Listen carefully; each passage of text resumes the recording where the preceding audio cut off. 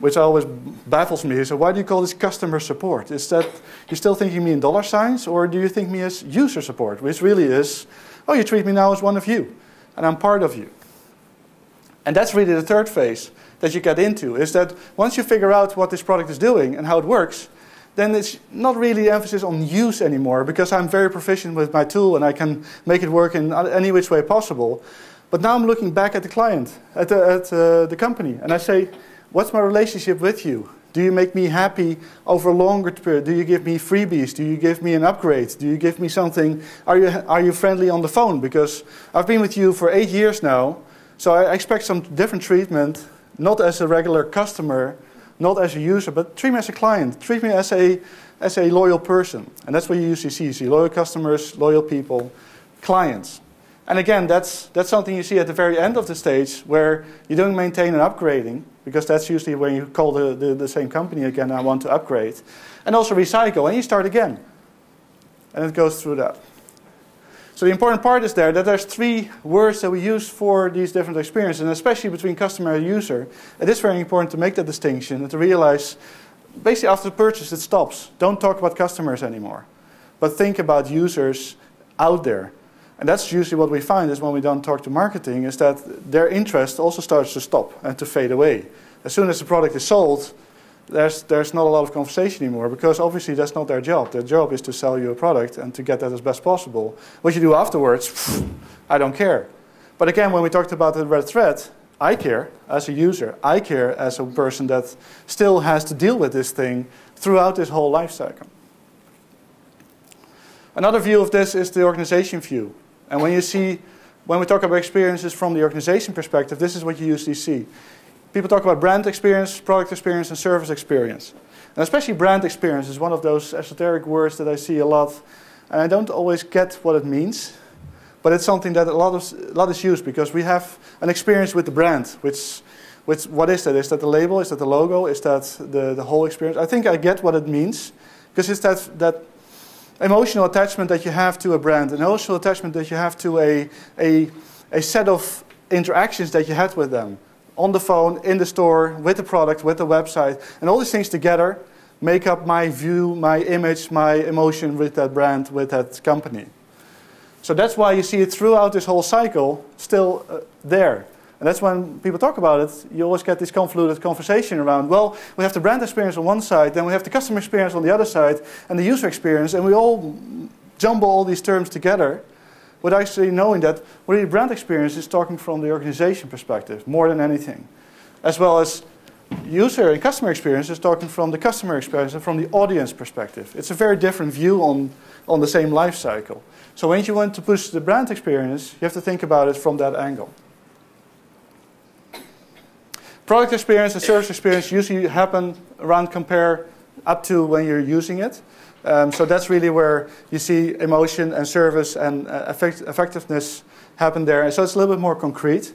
But again, it is separated from the user and the customer in that way. So you can deal with that more in isolation.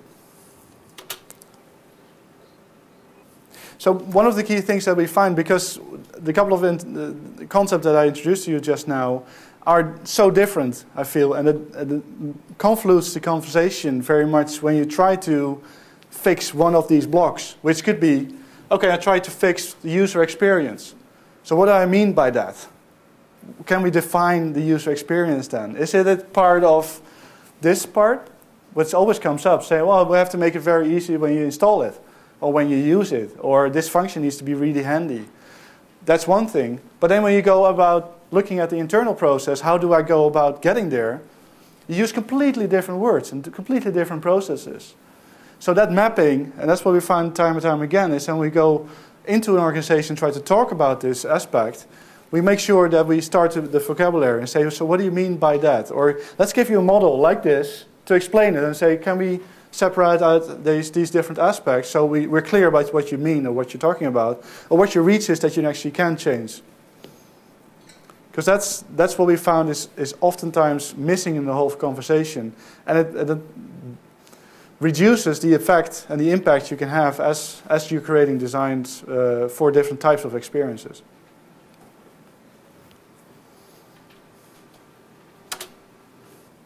So to summarize, there's 4 areas that we have. So we know about the audience, we know about the organization, we know about the different views they have and the completely different process they apply internally versus what the audience then sees externally as their experience. Secondly, there's this steps that they go through that use different words, that do use different terminology, that use different phasing, that we have to be aware of when we start to create an experience, to know about them and be succinct about what do we mean here. So see the details. Again, model the experiences as much as you can to try and iterate, and take out the guesswork to take control over this. And that's an overarching struggle that I've had in the last 15 years, is how do you really take more control over this process that I just talked about, saying we all experience this, we're all sitting somewhere in there, as designers, as researchers, as testers, as strategy people.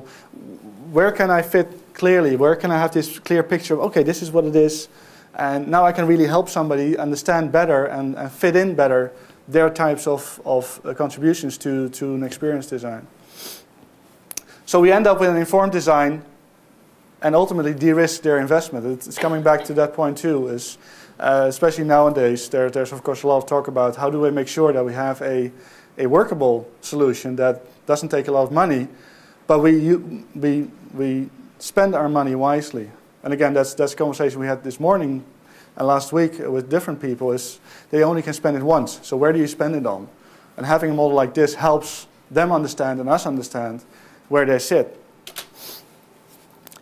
Because I fully realize when I talk about these things, you will say, okay, yeah, I've heard these words, I know the concept, I work in them. They're all known ingredients. But being more precise around what kind of soup you create out of those ingredients is really key to this whole model. Thank you.